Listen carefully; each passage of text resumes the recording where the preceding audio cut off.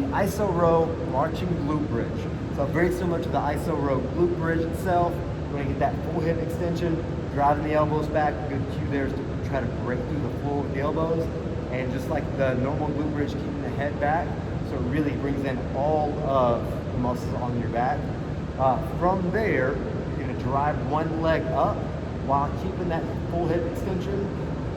Pause for a second, so you actually want to activate the hip flexors on one leg as you're driving through the ground on the other leg. Come back to center. When you come back to center, make sure the hips are back up, you reset, and drive with the other leg. So we are really loading that one side of the glute each time. We don't want to forget to activate the hip flexors and hold and squeeze. It should be, again, driving one forward, driving one leg back. And when you come back, a lot of people drop their hips. So from here, my hips are up, full hip extension. As I drive that leg up, I'm pulling. So I'm pulling with this hip, and that will involve the core. I'm driving through this glute. That will involve the core to stabilize the hips on this side. I hold it, come back up.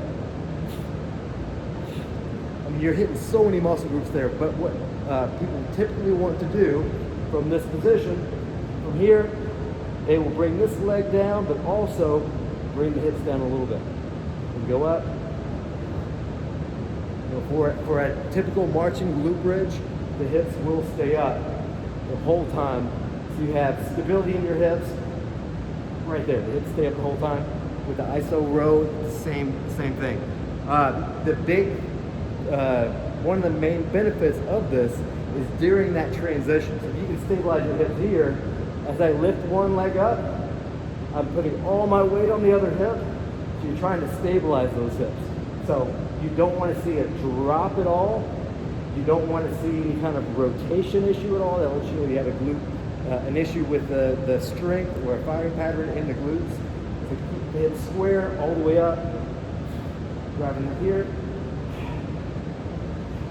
Again, in that transition period when both feet are on the ground, hips fully extended, hips fully square. As you bring that up, they shouldn't drop, they shouldn't rotate, they should stabilize the entire time.